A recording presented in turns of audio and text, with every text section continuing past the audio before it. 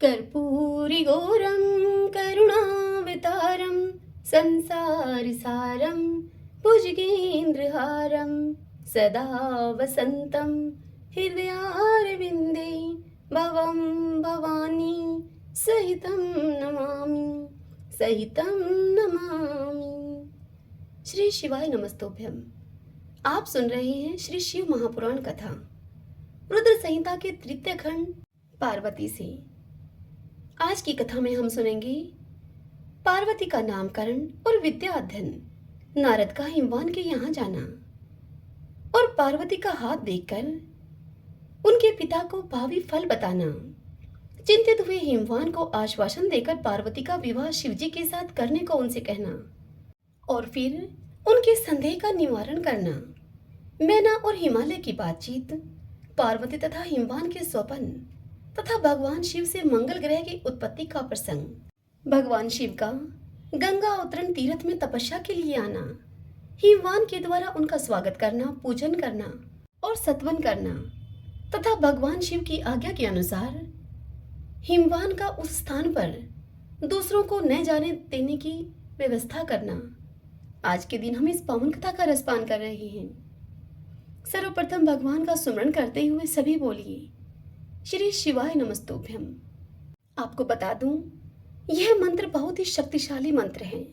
उठते बैठते, सोते जागते, चलते फिरते, जब भी आपको समय मिले, समय ना भी मिले तो भी आप इस मंत्र का उच्चारण करते रहिए। यह मंत्र कई गुना फल देने वाला है। यह बात मैं नहीं, वेद और पुराण कह रहे हैं, मैंने स्वयं पढ़ा है। तो आइए अब आज की कथा सुनते हैं। शिव पुराण की कथा सुनाते हुए ब्रह्मा जी नारद जी से कहते हैं कि हे नारद, मैना के सामने महातेजस्विनी कन्या होकर लौकिक गति का आश्रय लेकर वह रोने लगी। उसका मनोहर रुदन सुनकर घर की सब स्त्रियां हर्ष से खिल उठी और बड़े वेग से प्रसन्नता पूर्वक वहां पर आ पहुंची। नील कमल दल के समान श्याम कांति वाली उस परम तेजस्विनी और मनोरम कन्या को देखकर गिरिराज हिमालय अतिशय आनंद में निमग्न हो गई। तदंतर सुंदर मुहूर्त में मुनियों के साथ हिमवान ने अपनी पुत्री के काली आदि सुखदायक नाम रखे। देवी शिवा गिरिराज के भवन में अब दिनों दिन बढ़ने लगी, ठीक उसी तरह जैसे कि वर्षा के समय गंगा जी की जल राशि और शरद ऋतु के शुक्ल पक्ष में चांदनी बढ़ती है। सुशीलता आदि गुणों से संयुक्त तथा बंधुजनों की प्यारी उस कन्या को कुटुंब के लोग अपने कुल के अनुरूप पार्वती नाम से पुकारने लगे। माता ने कालिका को उमा, अरे तपस्या मत कर, ऐसा कहकर तप करने से रोका था। हे मुने नारद, इसीलिए वह सुंदर मुख वाली गिरिराज नंदनी आगे चलकर लोक में उमा के नाम से विख्यात हो गई। हे नारद, तदंतर जब विद्या के उपदेश का समय आया, तब शिवा देवी अपने चित्त को एकाग्र करके बड़ी प्रसन्नता के साथ श्रेष्ठ गुरु से विद्या पढ़ने लगी। पूर्व जन्म की सारी विद्याएं उन्हें उसी तरह से प्राप्त हो गई जैसे कि शरद काल में हंसों की पांत अपने आप स्वर्ग गंगा के तट पर पहुंच जाती है और जिस प्रकार रात्रि में अपना प्रकाश स्वतः महाऔषधियों को प्राप्त हो जाता है। हे मुने, इस प्रकार मैंने शिवा की किसी एक लीला का ही वर्णन किया है। अब अन्य लीला का तुमसे वर्णन करूंगा, सुनो। एक समय की बात है, तुम भगवान शिव की प्रेरणा से प्रसन्नता पूर्वक हिमाचल के घर गए। हे मुने नारद, तुम शिव तत्व के ज्ञाता और उनकी लीला के जानकारों में श्रेष्ठ हो। हे नारद, गिरिराज हिमालय ने तुम्हें घर पर आया हुआ देखकर प्रणाम करके तुम्हारी पूजा की और अपनी पुत्री को बुलाकर उससे तुम्हारे चरणों में प्रणाम करवाया। हे मुनीश्वर, फिर स्वयं ही तुम्हें नमस्कार करके हिमाचल ने अपने सौभाग्य की सराहना की और अत्यंत मस्तक झुकाकर हाथ जोड़कर तुमसे कहा। तुमसे हिमालय बोले कि हे मुने नारद, ब्रह्मा पुत्रों में श्रेष्ठ ज्ञानवान है प्रभो, आप सर्वज्ञ हैं। आप कृपा पूर्वक दूसरों के उपकार में लगे रहते हैं। मेरी पुत्री की जन्म कुंडली में जो गुण दोष हो उसे आप बताइए। मेरी बेटी किसकी सौभाग्यवती प्रिय पत्नी होंगी। आगे ब्रह्मा जी नारद से कहते हैं कि हे मुनि श्रेष्ठ, तुम बातचीत में कुशल और कौतुकी में तो हो ही। गिरिराज हिमालय के ऐसा कहने पर तुमने कालिका का हाथ देखा और उसके संपूर्ण अंगों पर विशेष रूप से दृष्टिपात करके हिमालय से तुमने इस प्रकार से कहना आरंभ किया। तुम हिमालय से बोले, शैलराज और मैना, आपकी यह पुत्री चंद्रमा की आदिकला के समान बड़ी है। समस्त शुभ लक्षण इसके अंगों की शोभा को बढ़ाते हैं। यह अपने पति के लिए अत्यंत सुखदायिनी होगी और माता पिता की भी कीर्ति को बढ़ाएगी। यह संसार की समस्त नारियों में यह परम साध्वी और स्वजनों को सदा ही महान आनंद देने वाली होगी। हे गिरिराज, तुम्हारी पुत्री के हाथ में सब उत्तम लक्षण विद्यमान हैं। केवल एक रेखा विलक्षण है, उसका यथार्थ फल तुम सुनो। इसे ऐसा पति प्राप्त होगा जो योगी, नंग दड़ंग रहने वाला, निर्गुण और निष्काम होगा। उसके न तो माता होगी और न ही पिता होगा।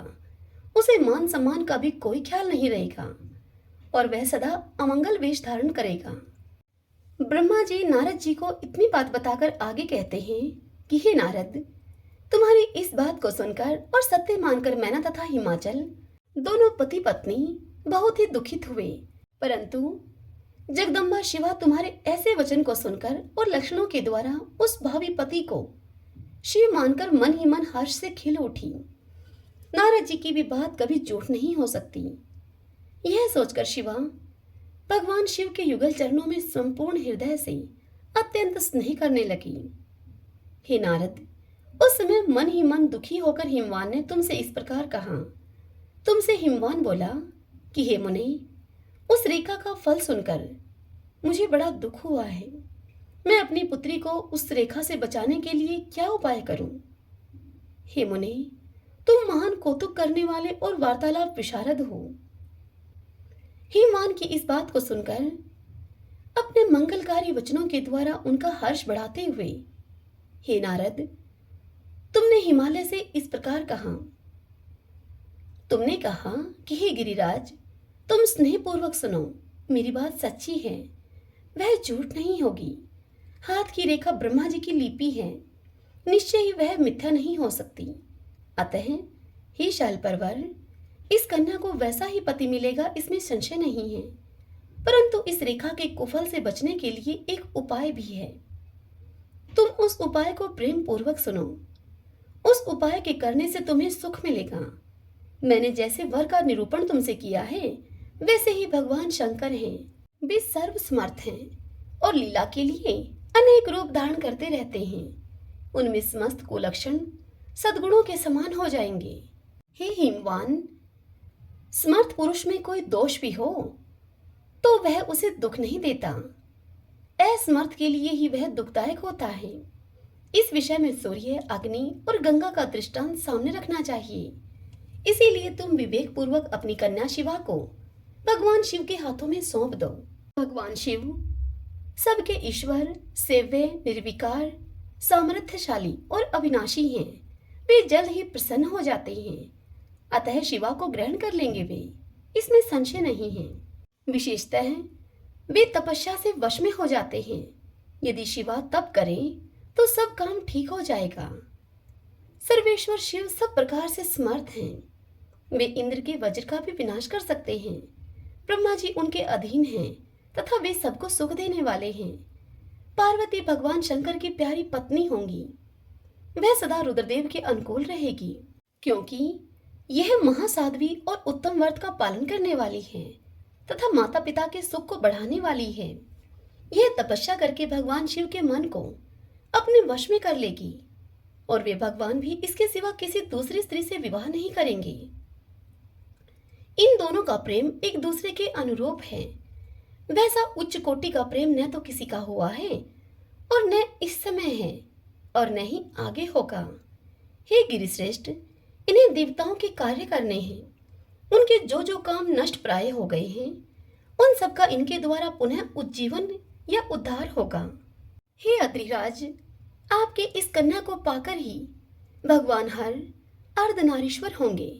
इन दोनों का पुनः हर्षपूर्वक मिलन होगा। आपकी यह पुत्री अपनी तपस्या के प्रभाव से सर्वेश्वर महेश्वर को संतुष्ट करके उनके शरीर के आधे भाग को अपने अधिकार में कर लेगी, उनका अर्धांग बन जाएगी। हे गिरिश्रेष्ठ, तुम्हें अपनी यह कन्या भगवान शंकर के सिवा दूसरे किसी को नहीं देनी चाहिए। यह देवताओं का गुप्त रहस्य है, इसे कभी प्रकाशित नहीं करना चाहिए। तब यह सुनकर हिमालय ने नारद जी से कहा, हे ज्ञानी मुनि नारद, मैं आपको एक बात बता रहा हूं, उसे आप प्रेम पूर्वक सुनिए और आनंद का अनुभव कीजिए। सुना जाता है कि महादेव जी सब प्रकार की आसक्तियों का त्याग करके अपने मन को संयम में रखते हुए नित्य तपस्या करते हैं। देवताओं के भी दृष्टि में वे नहीं आते। हे देव ऋषि, ध्यान मार्ग में स्थित हुए वे भगवान शंभु पर ब्रह्मा में लगाए हुए अपने मन को कैसे हटाएंगे? ध्यान को छोड़कर विवाह करने को वे कैसे उद्यत होंगे? इस विषय में मुझे महान संदेह है। दीपक की लौ के समान प्रकाशमान, अविनाशी, प्रकृति से परे, निर्विकार, निर्गुण, सगुण, निर्विशेष और निरीह जो पर ब्रह्मा है, वही उनका अपना सदाशिव नामक स्वरूप है। अतः वे उसी का सर्वत्र साक्षात्कार करते हैं, किसी बाह्य अनात्म वस्तु पर दृष्टि नहीं डालते वे। हे मुने नारद, यहाँ आए हुए किन्नरों के मुख से उनके विषय में नित्य ऐसी ही बातें सुनी जाती हैं। क्या यह बात मिथ्या ही है? विशेषतः यह बात भी सुनने में आती है मुझे कि भगवान हर ने पूर्व काल में सती के समक्ष एक प्रतिज्ञा की थी। उन्होंने कहा था कि हे दक्ष कुमारी प्यारी सती, मैं तुम्हारे सिवा दूसरी किसी स्त्री का अपनी पत्नी बनाने के लिए न वर्ण करूंगा और न ही मैं उसे ग्रहण करूंगा। यह मैं तुमसे सत्य कहता हूँ। इस प्रकार सती के साथ उन्होंने पहले ही प्रतिज्ञा कर ली है। अब सती के मर जाने पर वे दूसरी किसी स्त्री को कैसे ग्रहण करेंगे?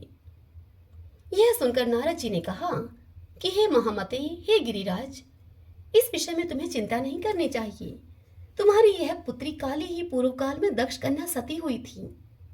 उस समय इसी का नाम सदा सर्व मंगलदायी सती था। वे सती दक्ष कन्या होकर रुद्र की प्यारी पत्नी हुई थी। उन्होंने पिता के यज्ञ में अनादर पाकर तथा भगवान शंकर का भी वहां अपमान हुआ देखकर क्रोध पूर्वक अपने शरीर को त्याग दिया था। वे ही सती फिर तुम्हारे घर में उत्पन्न हुई हैं। तुम्हारी पुत्री साक्षात जगदम्बा शिवा हैं। यह पार्वती भगवान हर की पत्नी होगी, इसमें संशय नहीं है। इतनी बात बताकर ब्रह्मा जी आगे कहते हैं कि हे नारद, यह सब बात तुमने हिमवान को विस्तार पूर्वक बतलाई। पार्वती का वह पूर्व रूप और चरित्र प्रीति को बढ़ाने वाला है। काली के उस संपूर्ण पूर्व वृत्तांत को तुम्हारे मुख से सुनकर हिमवान अपनी पत्नी और पुत्र मैनाक के साथ तत्काल संदेह रहित हो गए। इसी तरह तुम्हारे मुख से अपनी उस पूर्व कथा को सुनकर काली ने लज्जा के मारे मस्तक झुका लिया और उसके मुख अरविंद पर मंद मुस्कान की प्रभा फैल गई। गिरिराज हिमालय पार्वती के उस चरित्र को सुनकर उसके माथे पर हाथ फेरने लगे और उसका मस्तक सूंघकर उसे अपने आसन के पास ही बिठा लिया। हे पुत्र नारद, इसके बाद तुम उसी क्षण प्रसन्नतापूर्वक स्वर्गलोक को चले गए और गिरिराज हिमवान भी मन ही मन मनोहर आनंद से युक्त होकर अपने सर्व संपत्तिशाली भवन में प्रविष्ट हो गए। हे पुत्र नारद, जब तुम स्वर्गलोक को चले गए तब से कुछ काल और व्यतीत हो जाने पर एक दिन मैना ने हिमवान के निकट जाकर उन्हें प्रणाम किया और फिर खड़ी होकर वे गिरी कामिनी मैना अपने पति से विनय पूर्वक कुछ यूं बोली। मैना ने कहा कि हे प्राणनाथ, उस दिन नारद मुनि ने जो बात कही थी उसको स्त्री स्वभाव के कारण मैंने अच्छी तरह से नहीं समझा। मेरी तो यह प्रार्थना है आपसे कि आप कन्या का विवाह किसी सुंदर वर के साथ कर दीजिए। यह विवाह सर्वथा अपूर्व सुख देने वाला होगा। गिरिजा का वर शुभ लक्षणों से संपन्न और कुलीन होना चाहिए। मेरी बेटी मुझे प्राणों से भी अधिक प्रिय है। मेरी बेटी उस उत्तम वर को पाकर जिस प्रकार भी प्रसन्न और सुखी हो सके, आप वैसा कीजिए। आपको मेरा नमस्कार है। ऐसा कहकर के मैना अपने पति के चरणों में गिर पड़ी। उस समय उनके मुख पर आंसुओं की धारा बह रही थी। प्राग शिरोमणि हिमवान ने अपनी पत्नी को उठाया और यथावत उसको समझाना आरंभ किया। हिमालय मैना से बोले, हे देवी मेनके, मैं यथार्थ और तत्व की बात तुमसे कहता हूं, सुनो। भ्रम को छोड़ो। मुनि की बात कभी झूठ नहीं हो सकती। यदि बेटी पर तुम्हें स्नेह है तो उसे सादर शिक्षा दो कि वह भक्ति पूर्वक सुस्थिर होकर चित्त से भगवान शंकर के लिए तप करें। हे मेनके, यदि भगवान शिव प्रसन्न होकर काली का पानी ग्रहण कर लेते हैं तो सब शुभ ही होगा। नारद जी का बताया हुआ अमंगल या अशुभ नष्ट हो जाएगा। शिव के समीप सारे अमंगल सदा मंगल रूप हो जाते हैं। इसीलिए तुम पुत्री को शिव की प्राप्ति के लिए तपस्या करने की शीघ्र शिक्षा दो। आगे ब्रह्मा जी इस कथा को सुनाते हुए नारद से कहते हैं कि हे पुत्र नारद, हिमवान की यह बात सुनकर मैना को बड़ी प्रसन्नता हुई। वे तपस्या में रुचि उत्पन्न करने के लिए पुत्री को उपदेश देने के निमित्त उसके पास गई, परंतु बेटी के सुकुमार अंग पर दृष्टिपात करके मैना के मन में बड़ी ही व्यथा हुई। उनके दोनों नेत्रों में तुरंत आंसू भर आए। फिर तो गिरिराज प्रिया मैना में अपनी पुत्री को उपदेश देने की शक्ति भी नहीं रह गई। अपनी माता की उस चेष्टा को पार्वती जी शीघ्र ही ताड़ गई। तब वे सर्वज्ञ परमेश्वरी कालिका देवी माता को बारंबार आश्वासन देकर उनको इस प्रकार से यूं बोली। पार्वती ने कहा कि माँ, तुम बड़ी समझदार हो, तुम मेरी बात को सुनो। आज पिछली रात्रि के समय ब्रह्मा मुहूर्त में मैंने एक स्वप्न देखा है। वह स्वप्न मैं तुमसे कहती हूँ। माता जी, स्वप्न में एक दयालु एवं तपस्वी ब्राह्मण ने मुझे शिव की प्रसन्नता के लिए उत्तम तपस्या करने का प्रसन्नता पूर्वक उपदेश दिया है। हे पुत्र नारद, यह सुनकर पार्वती की माता मेनका ने शीघ्र ही अपने पति को बुलाया और पुत्री के देखे हुए उस स्वप्न को पूर्णतः कह सुनाया। मेनका के मुख से पुत्री के स्वप्न को सुनकर गिरिराज हिमालय बड़े ही प्रसन्न हुए और अपनी प्रिय पत्नी को समझाते हुए भी बोले। गिरिराज ने कहा कि हे प्रिय, पिछली रात में मैंने भी एक स्वप्न देखा है। मैं आदर पूर्वक तुमसे वह स्वप्न कहता हूँ। हे प्रिय, मेरे स्वप्न में एक बड़े ही उत्तम तपस्वी थे। नारद जी ने हम सबको जैसे पार्वती के वर के लिए लक्षण बताए थे, वैसे ही लक्षणों से युक्त शरीर को उन्होंने धारण कर रखा था। वे बड़ी प्रसन्नता के साथ मेरे नगर के निकट तपस्या करने के लिए आए हैं। उन्हें देखकर मुझे बड़ा हर्ष हुआ और मैं अपनी पुत्री को साथ में लेकर उनके पास गया हूँ। उस समय मुझे ज्ञात हुआ कि नारद जी के बताए हुए वर भगवान शंभु ये ही हैं। तब मैंने उन तपस्वी की सेवा के लिए अपनी पुत्री को उपदेश देकर उनसे भी प्रार्थना की कि वे इसकी सेवा स्वीकार करें, परंतु उस समय उन्होंने मेरी बात नहीं मानी। हे प्रिय, इतने में ही वहां पर सांख्य और वेदांत के अनुसार बहुत बड़ा भारी विवाद छिड़ गया। तदंतर उनकी आज्ञा से मेरी बेटी वहीं पर रह गई और अपने हृदय में उन्हीं की कामना रखकर भक्ति पूर्वक उनकी वह सेवा करने लगी। हे सुमुखी, यही मेरा देखा हुआ स्वप्न है जिसे मैंने तुम्हें बता दिया है। इसलिए हे प्रिय, मैंने कुछ काल तक इस स्वप्न के फल की परीक्षा या प्रतीक्षा करनी चाहिए। इस समय यही उचित जान पड़ता है। तुम इसे निश्चित समझो, यही मेरा विचार है। ब्रह्मा जी इस कथा को सुनाते हुए नारद से कहते हैं कि हे मुनीश्वर नारद, ऐसा कहकर गिरिराज हिमवान और मेनका शुद्ध हृदय से उस स्वप्न के फल की परीक्षा एवं प्रतीक्षा करने लगे। देव ऋषि भक्त शिरोमणि भगवान शंकर का यश परम पावन, मंगलकारी, भक्ति वर्धक और उत्तम है। तुम इसे आदर पूर्वक सुनो। दक्ष यज्ञ से अपने निवास स्थान कैलाश पर्वत पर आकर भगवान शंभु प्रिया विरह से कातर हो गए और प्राणों से भी अधिक प्यारी सती देवी का हृदय से भी चिंतन करने लगे। अपने पार्षदों को बुलाकर सती के लिए शोक करते हुए उनके प्रेम वर्धक गुणों का अत्यंत प्रीतिपूर्वक वर्णन करने लगे। यह सब उन्होंने सांसारिक गति को दिखाने के लिए किया। फिर गृहस्थ आश्रम की सुंदर स्थिति तथा नीति रीति का परित्याग करके वे दिगंबर हो गए और सब लोकों में उन्मत्त की भांति वह भ्रमण करने लगे। लीला कुशल होने के कारण विरह की अवस्था का प्रदर्शन करने लगे। वे सती के विरह से दुखित होकर कहीं भी उनका दर्शन नहीं पाकर भक्त कल्याणकारी भगवान शंकर पुनः कैलाश गिरी पर लौट आए और मन को यत्न पूर्वक एकाग्र करके उन्होंने समाधि लगा ली, जो कि समस्त दुखों का नाश करने वाली है। समाधि में वे अविनाशी स्वरूप का दर्शन करने लगे। इसी तरह से तीनों गुणों से रहित होकर वे भगवान शिव चिरकाल तक सुस्थिर भाव से समाधि लगाए हुए बैठे रहे। वे प्रभु स्वयं ही माया के अधिपति निर्विकार ब्रह्मा हैं। तदंतर जब असंख्य वर्ष व्यतीत हो गए तब उन्होंने अपनी समाधि छोड़ी और उसके बाद तुरंत ही जो चरित्र हुआ उसे मैं तुम्हें बताता हूं। भगवान शिव के ललाट से उस समय श्रम जनित पसीने की एक बूंद पृथ्वी पर गिरी और तत्काल एक शिशु के रूप में परिणित हो गई। हे मुने नारद, उस बालक के 4 भुजाएं थी। शरीर की कांति उस बालक की लाल थी और आकार मनोहर था। दिव्य द्युति से दीप्तिमान वह शोभाशाली बालक अत्यंत दुष्ट तेज से संपन्न था। तथापि उस समय लोकाचार परायण परमेश्वर शिव के आगे वह साधारण शिशु की भांति रोने लगा। यह देखकर पृथ्वी भगवान शंकर से भय मानकर उत्तम बुद्धि से विचार करने के बाद सुंदर स्त्री का रूप धारण करके वहीं पर प्रकट हो गई। उन्होंने उस सुंदर बालक को तुरंत उठाकर अपनी गोद में रख लिया और अपने ऊपर प्रकट होने वाले दूध को ही सतन्य के रूप में उसे पिलाने लगी। उन्होंने स्नेह से उसका मुख चूमा और अपना ही बालक मानकर हंस हंसकर उसको खिलाने लगी। परमेश्वर शिव का हित साधन करने वाली पृथ्वी देवी सच्चे भाव से स्वयं उसकी माता बन गई। संसार की सृष्टि करने वाले परम कौतुकी एवं विद्वान अंतर्यामी शंभु वह चरित्र देखकर हंस पड़े और पृथ्वी को पहचान कर उनसे बोले कि हे धरणी, तुम धन्य हो। मेरे इस पुत्र का प्रेम पूर्वक तुम पालन करो।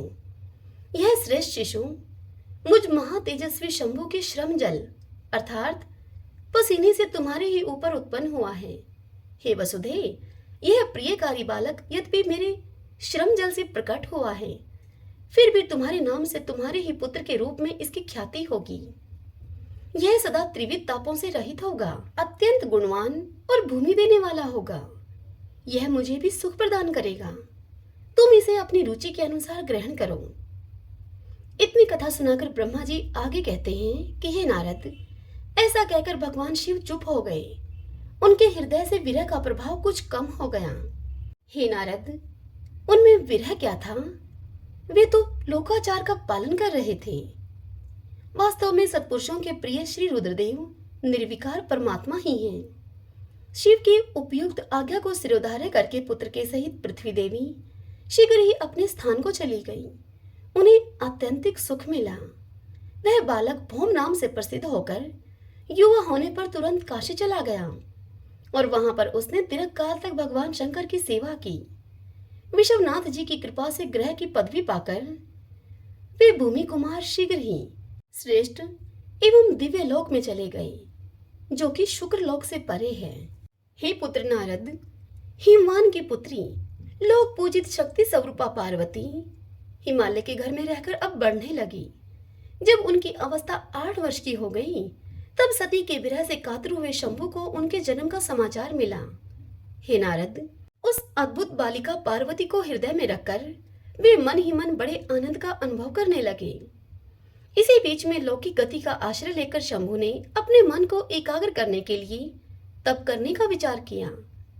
नंदी आदि कुछ शांत पार्षदों को साथ में लेकर वे हिमालय के उत्तम शिखर पर गंगा अवतार नामक तीर्थ में चले गए, जहां पर पूर्व काल में ब्रह्माधाम से च्युत होकर समस्त पाप राशि का विनाश करने के लिए हुई परम पावनी गंगा पहले पहल भूतल पर अवतरण हुई थी। जितेंद्रिय हर ने वहीं पर रहकर तपस्या आरंभ की। वे आलस्य रहित होकर चेतन ज्ञान स्वरूप नित्य ज्योतिर्मय निरामय जगन्मय चिदानंद स्वरूप द्वैतहीन तथा आश्रय रहित अपने आत्मभूत परमात्मा का एकाग्र भाव से चिंतन करने लगे। भगवान हर के ध्यान परायण होने पर नंदी भृंगी आदि कुछ अन्य पार्षदगण भी ध्यान में तत्पर हो गए। उस समय कुछ ही परमात्मगण परमात्मा शंभु की सेवा करते थे। वे सब के सब मौन रहते और एक भी शब्द नहीं बोलते थे। कुछ द्वारपाल हो गए थे। इसी समय गिरिराज हिमवान उस औषधि बहुल शिखर पर भगवान शंकर का शुभागमन सुनकर उनके प्रति आदर की भावना से वहां पर आए। आकर सेवकों के सहित गिरिराज ने भगवान रुद्र को प्रणाम किया और उनकी पूजा की और अत्यंत प्रसन्न होकर हाथ जोड़कर उनका सुंदर सत्वन किया। फिर हिमालय ने कहा कि हे प्रभु, मेरे सौभाग्य का उदय हुआ है जो आप यहाँ पधारे हैं। आपने मुझे सनाथ कर दिया। क्यों न हो, महात्माओं ने यह ठीक ही वर्णन किया है कि आप दीनवत्सल हैं। आज मेरा जन्म सफल हो गया है, आज मेरा जीवन सफल हुआ और आज मेरा सब कुछ सफल हो गया है, क्योंकि आपने यहाँ पदार्पण करने का कष्ट उठाया है। हे महेश्वर, आप मुझे अपना दास समझकर शांत भाव से मुझे सेवा के लिए आज्ञा दीजिए। मैं बड़ी प्रसन्नता से अनन्यचित होकर आपकी सेवा करूंगा। इस कथा को सुनाते हुए ब्रह्मा जी आगे कहते हैं कि हे नारद, गिरिराज का यह महान वचन सुनकर महेश्वर ने किंचित आंखें खोली और सेवकों के सहित हिमवान को देखा। सेवकों के सहित गिरिराज को उपस्थित देखकर ध्यान योग में स्थित हुए जगदीश्वर वृषभध्वज ने मुस्कुराते हुए गिरिराज से कहा। महेश्वर बोले कि हे शैलराज, मैं तुम्हारे शिखर पर एकांत में तपस्या करने के लिए आया हूँ। तुम ऐसा प्रबंध करो जिससे कि कोई भी मेरे निकट न आ सके। तुम महात्मा हो, तपस्या के धाम हो तथा मुनियों, देवताओं, राक्षसों और अन्य महात्माओं को भी सदा आश्रय देने वाले हो। द्विज आदि का तुम्हारे ऊपर सदा ही निवास रहता है। तुम गंगा से अभिषिक्त होकर सदा के लिए पवित्र हो गए हो। दूसरों का उपकार करने वाले तथा संपूर्ण पर्वतों के सामर्थ्यशाली राजा हो तुम।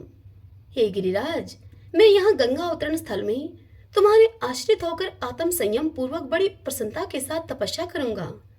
हे शैलराज, हे गिरिश्रेष्ठ, जिस साधन से यहाँ मेरी तपस्या बिना किसी विघ्न बाधा के चालू रह सके, उसे इस समय प्रयत्न पूर्वक तुम करो। हे पर्वत पर्वत, मेरी यह सबसे बड़ी सेवा है। तुम अपने घर को जाओ और मैंने तुमसे जो कुछ कहा है उसका उत्तम प्रीति से यत्न पूर्वक प्रबंध करो। हे पुत्र नारद, ऐसा कहकर सृष्टिकर्ता जगदीश्वर भगवान शंभु चुप हो गए। उस समय गिरिराज ने शंभु से प्रेम पूर्वक यह बात कही। गिरिराज बोले कि हे जगन्नाथ, हे परमेश्वर, आज मैंने अपने प्रदेश में स्थित हुए आपका स्वागत पूर्वक पूजन किया है। यही मेरे लिए महान सौभाग्य की बात है। अब आपसे और क्या प्रार्थना करूं? हे महेश्वर, कितने ही देवता बड़े बड़े यत्न का आश्रय लेकर महान तप करके भी आपको नहीं पाते। वे ही आप यहाँ स्वयं उपस्थित हो गए। मुझसे बढ़कर श्रेष्ठ, सौभाग्यशाली और पुण्य आत्मा दूसरा कोई नहीं है, क्योंकि आप मेरे पृष्ठभाग पर तपस्या के लिए उपस्थित हुए हैं। हे परमेश्वर, आज मैं अपने को देवराज इंद्र से भी अधिक भाग्यवान मानता हूँ, क्योंकि सेवकों के सहित आपने यहाँ आकर मुझे अनुग्रह का भागी बना दिया। हे देवेश, आप स्वतंत्र हैं। आप बिना किसी विघ्न बाधा के उत्तम तपस्या कीजिए यहाँ। हे प्रभु, मैं आपका दास हूँ, अतः सदा आपकी आज्ञा के अनुसार आपकी सेवा करूंगा। ब्रह्मा जी इतनी कथा सुनाकर नारद जी से आगे कहते हैं कि हे पुत्र नारद, ऐसा कहकर गिरिराज हिमालय तुरंत ही अपने घर को लौट आए और घर आकर उन्होंने अपनी प्रिया मैना को बड़े आदर से वह सारा वृत्तांत कह सुनाया। तत्पश्चात शैलराज ने साथ जाने वाले परिजनों तथा समस्त सेवकगणों को वहां बुलाकर उन्हें ठीक ठीक समझाया। हिमालय उनसे बोले कि आज से कोई भी गंगा अवतरण नामक स्थानों में जो मेरे पृष्ठभाग में ही है, मेरी आज्ञा मानकर न जाए। यह मैं सच्ची बात कहता हूँ। यदि कोई वहां जाएगा तो उस महादुष्ट को मैं विशेष दंड दूंगा। हे मुने नारद, इस प्रकार अपने समस्त गणों को शीघ्र ही नियंत्रित करके हिमवान ने विघ्न निवारण के लिए जो सुंदर प्रयत्न किया, अब तुम्हें वह बताता हूँ, सुनो। हरि ओम तत्सत। श्री शिवाय नमस्तोभ्यम। भगतजनों, आज के अध्याय की यह कथा यहीं पर पूर्ण हुई। इससे आगे की कथा कल हम अगले अध्याय में सुनेंगे। श्री शिवाय नमस्तोभ्यम।